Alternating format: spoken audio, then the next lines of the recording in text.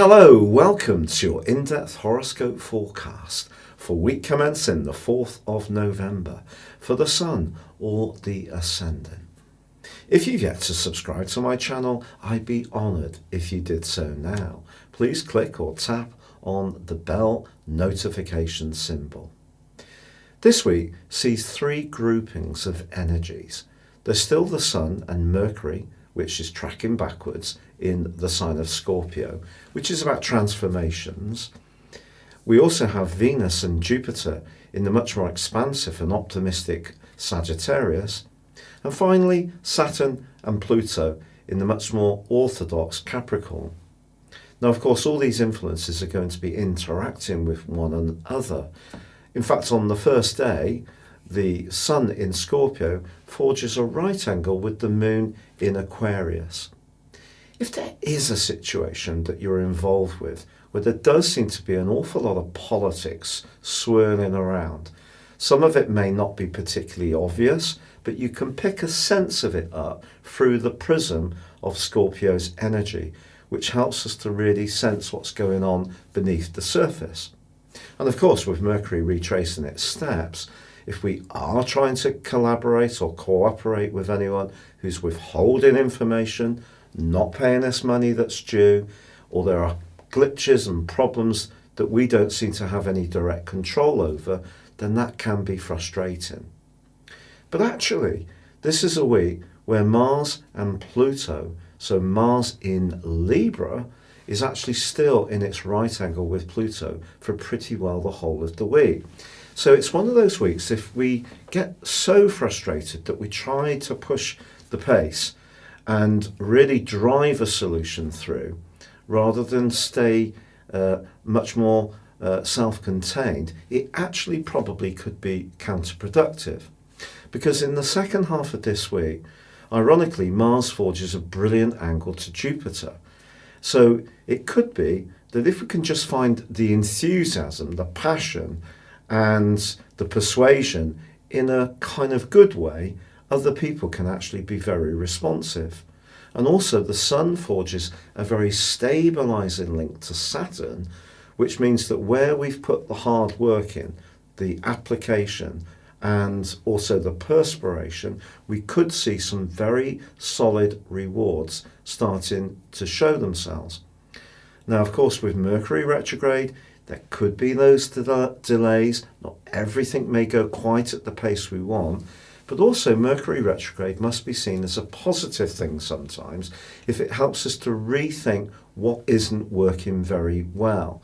So that could be an option this week. So if there is a relationship, even with a financial institution where you don't really feel you're getting the best deal, change it. That could be a positive thing you can do with Mercury retrograde.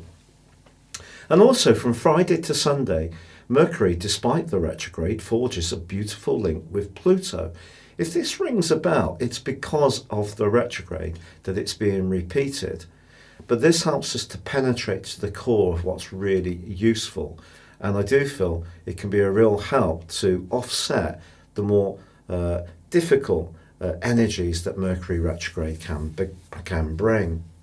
The Sun's also forging a beautiful link with Neptune in the second half of this week. And finding the time, the energy or the resources to help someone who's less fortunate could be something that gives us a big lift. There is one other influence I want to tell you about this week that's a bit more obtuse but very important. It does involve Venus, which is now in the very free-spirited Sagittarius, but Venus is in a quincunx with Uranus. If you remember, Mars went through this recently.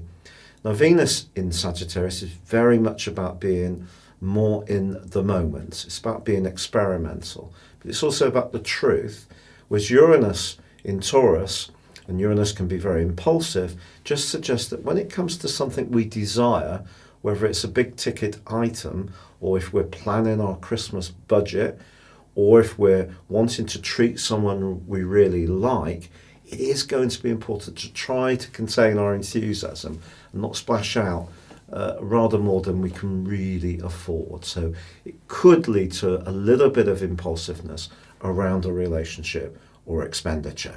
Your specific forecast, Scorpio, absolutely sparkles with potential. Yes, there is a quarter moon, which suggests that someone close to you may be a little bit resistant to one strand of activity. But with the sun in your sign forging a very stable link to Saturn, if you do need to persuade anyone, the chances are you can do it just through the sheer weight of your ideas and the passion that you have for them, but probably because you have really thought everything through. Also, Mercury, despite its retrograde in your sign, is forging a terrific angle to your co-ruler of Pluto in the second half of this week.